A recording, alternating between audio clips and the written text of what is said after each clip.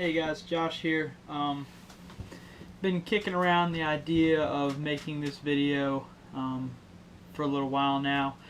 I just figured I'd go ahead and share with you guys how I go about locating fish and targeting fish, and how I actually make fishing a little easier on myself while utilizing my on the water time. You might notice I have a little bit of paint on me. I'm a painting contractor by day, so nobody's paying me to fish yet, so I still got to work a 9 to 5. So if you're wondering, that's what that is. I just got off work, and I figured I'd go ahead and knock this video out while I still had it on the brain. But anyway, whether you're a kayak fisherman or just any sort of fisherman in general, if you have access to actually being on the water, if you're not a bank fisherman, if you're actually fishing on the water, whether it be by boat or canoe, kayak, what have you, there's a few ways you can optimize your time and make yourself more successful. And what I'm about to show you is just a little pairing of old school instruments with new technology, and just pairing them together to help me become a better fisherman. And fishing comes down to taking data and relaying it into something something you can feel. Turning numbers and maps and topographic maps and turning that into results. So basically, like anything in life, you're taking data and you're turning into results. And that's what you're trying to do. So what I do and what I like to do is being a multi-species fisherman and fishing a lot of different bodies of water for a lot of different species, and doing it efficiently, I don't generally have a ton of time to waste learning places when I'm on the water. I like to, when I get to a place I'm fishing, I like to already have a game plan together. I don't like to sort of figure it out when I get there. I like to have a battle plan set up. And if you want to be a successful fisherman, whether it be in a kayak or a boat or what have you, you really should have a battle plan if you want to actually catch fish the day you get there, instead of having to spend days and weeks and months and years trying to learn a body of water. Take the technology you have at hand and use it to your advantage. So basically what I do, I have a few things here in front of you. Obviously you can see my depth finder is on sim mode, so it's going to keep restarting throughout this video until we get to it. But I have my unit here. It's HDS7 Touch by Lowrance. I sprung for a higher model, a little bit higher end model than what most kayak fishermen would probably prefer. Fishing is what I do. It's everything about me. So if I'm going to be doing it all the time, investing all my time, I want my tools to be the best. So I sprung for the more expensive model of depth finder. But what I'm about to explain to you, you can implement this with even the cheapest of depth finders. You really don't need something as expensive as this. You can get away with this from a used $50 depth finder you picked up on Craigslist. That's the beauty of all this. But anyhow, I have my unit, have my smartphone with the Navionics app open. I'll go over that here in a second. And I have probably the most primitive of all this stuff is just an old-fashioned marker buoy. You find something on the bottom you want to mark, you just toss it out, your lead weight sinks to the bottom, your piece of thread goes up to the float, and it holds in place. It's the exact same thing as marking a waypoint on a depth finder. It's just visual, and it helps you visualize things. But what I start out doing is just in my free time, if say recently I planned on going after channel cats and getting my channel cat citation, and I actually used this specifically for that species. It actually helped me out a lot. But what I did is I picked a lake that I knew would have my best chances of getting a trophy channel cat. And what I did is I studied the lake, and I learned bait movements and all that sort of thing, where higher concentrations of bait are, where the current flows a little bit more, that sort of thing. Just your basic knowledge of the lake. But then I actually, what I have here on my smartphone is the Navionics app, like I said. And what it does is it allows you to look at depth contours of the bottom. You can see your channel and your bars and your points and all that stuff. And it allows you to study maps that you normally wouldn't have access to if you didn't have this app. And it just sort of allows you to decipher from what you know about the species and what you know about fishing, decipher better areas and focus in on those areas. Now, Navionics obviously makes chips for the higher end depth finders. This one will take a Navionics chip, but I just haven't really sprung for it. I haven't needed to yet. The Navionics app is only $10 for your smartphone and has a ton of lakes and stuff throughout the whole country on it. So you really don't need the chip. It just makes it a little easier, but it really doesn't bother me to have it on my phone. I actually prefer to have it on my phone because I can look at this when I'm riding in the car with somebody. I can check it when I'm bored, just when I'm out and about, or when I'm just hanging out at home. I can just study maps of places I'm going to go and sort of help me narrow down spots on a particular body of water that I want to focus in on. So I take the data I get from my Navionics app when I'm off the water, and I draw up a battle plan. Okay, I'm going to fish where this channel edge runs tighter to this point and what have you. And what I do is I get out on the water and I take that data and relay it onto my depth finder. So I go, okay, I'm going to focus in on this point where the channel runs closer to the point in this area, and I take my depth finder and I pass over and over and over and sort of get a layout of where the slopes are and where the certain drop-offs are and that sort of thing. And when I find an area I like, say the channel runs, the channel goes from 25 to 20 feet, and I know there's going to be fish passing along that edge because I know the quarry I'm chasing, say a channel cat, it's going to be down on the bottom in that deeper water, and it's going to be cruising along that channel edge. I know that it's going to be here, and I know that there's bait up on the flat at, say, 12 to 15 foot. So I know wherever that channel runs closest to that area of bait is where the channel cat are going to frequent more. There's a good YouTube page called Structure Fishing. A Facebook friend of mine, Mark Cooper, turned me on to it earlier this year, and it really helped me understand how all species of fish work. And it has a lot to do with this. It has a lot to do with fish movements and stuff. So I recommend, I'm not affiliated with it in any way. I just, as an angler, I recommend it to you guys to check it out. It's called Structure Fishing is the actual YouTube page. And it goes over, they have like classrooms, and it basically explains the movement of fish according to structure and weather, barometric pressure, water, all that stuff. But it gives you a better idea about how fish operate. And one of the big points that they make on that page is the home of the fish is deep water, and you'll hear them say that 100 times over. They repeat it. It's their battle cry. They hammer that home into your head the whole time you watch it. The home of the fish is deep water. So fish, being lazy just like us, they want the easiest route from their home to McDonald's.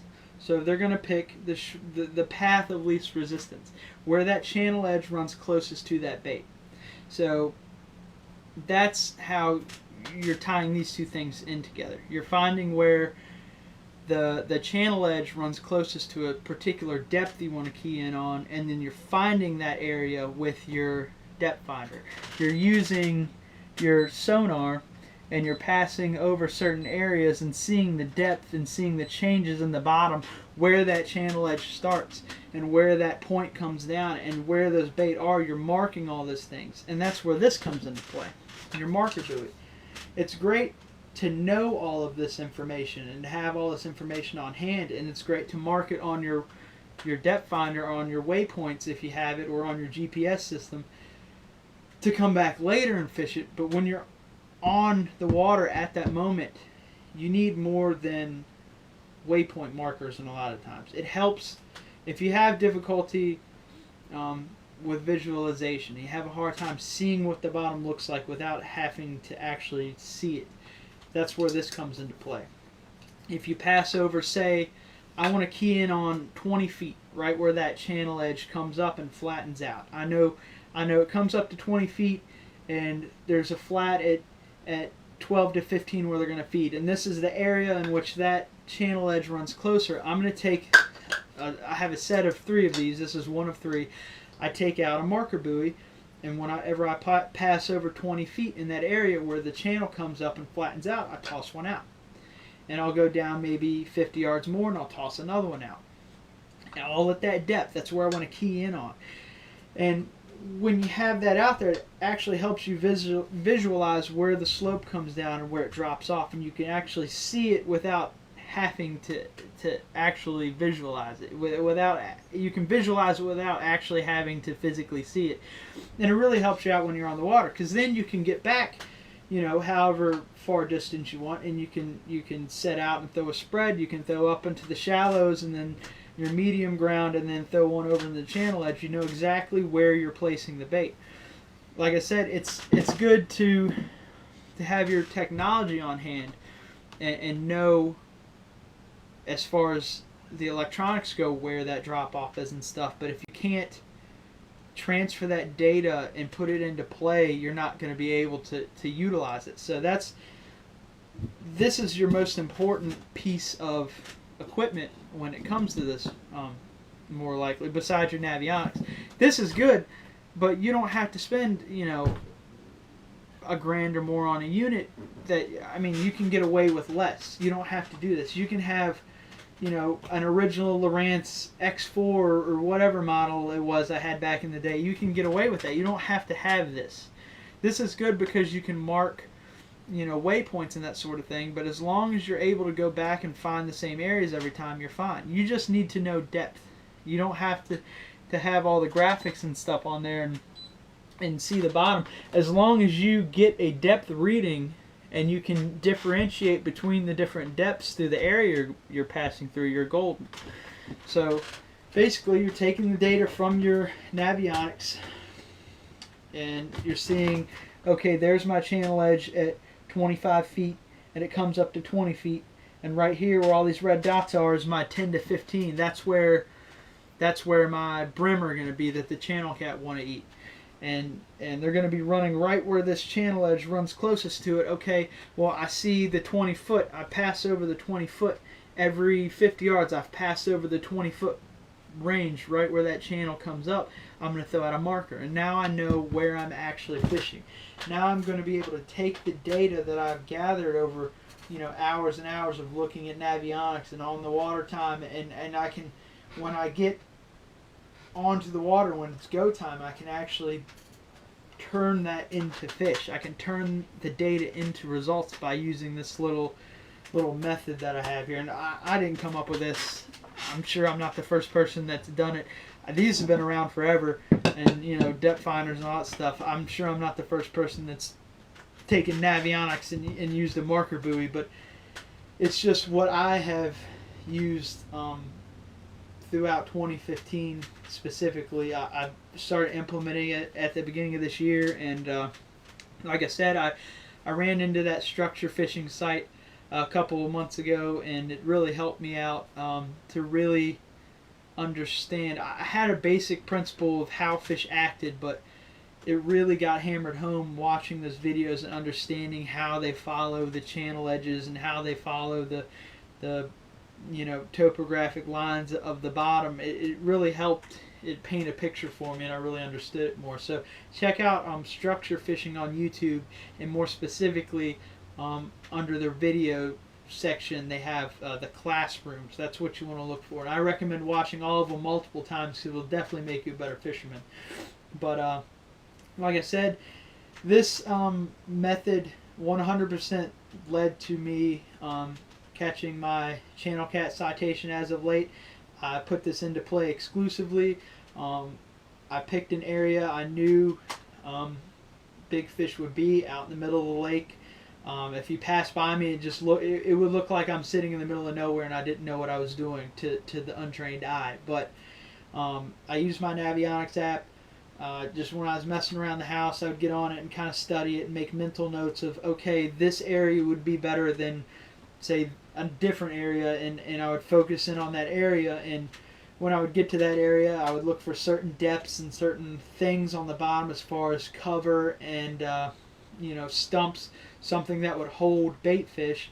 I'd make note of that, and then how close it related to my channel edge, and then I would obviously get out and throw the buoys, and then set up on that area that I sort of panned out and planned out, and it turned fish for me every single time I was on the water. Just about. I caught a lot of nice channel cats using this, and I eventually caught my Virginia trophy channel cat at 13 pounds 14 ounces and 31 inches long. That's a respectable channel cat just about anywhere, but for Virginia it's a really nice one. So just another thing to remember about these marker buoys: understand where you're throwing them out and understand where you're setting up on them. I had one instance where when I threw the marker buoy out, I actually threw a bait. I guess in hindsight, I would consider it too close to the marker buoy. And what happened is a channel cat actually picked it up and ran past my marker buoy, but when I set into the fish, it came around it. So I was fighting the fish and my 5 ounces of lead weight and all the string and the float and everything. It was kind of a mess, but that's just something that comes along with using this method. If you apply it smartly, that's not a word. if you apply it in a smart manner, if you think it through, and you take your time planning everything out, you can take your time on the water and utilize it and maximize it, and take data that looks good on paper and actually turn it into fish and ultimately a good time on the water. So that's pretty much it for me. I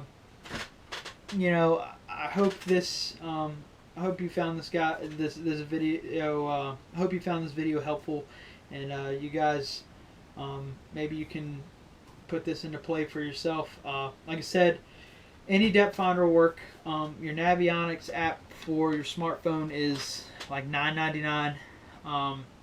It's a one-time fee, I'm pretty sure. I know I've only paid for it once, and I've had it for a while now, so I would say it's a one-time fee, I think. And your marker buoys are fairly cheap too. I think for a pack of 3 of these, it's like $20 or something. They're not very expensive. They're just plastic. You toss them out, your lead weight sinks, and they just unroll like that. Pretty simple setup. But anyway, that's all I have for you guys. This has helped me turn a lot of fish. I'm going to continue using it. Like I said, some species it works better for than others, but it's really something that you should have in your back pocket next time you hit the water, and start implementing it to make yourself a better fisherman. We all like to have fun on the water, but it's even more fun when you're catching fish, let's be honest. So anyway, that's all I have for you guys. Hope you guys have a good one. Hope you guys enjoyed it. We'll catch you on the water.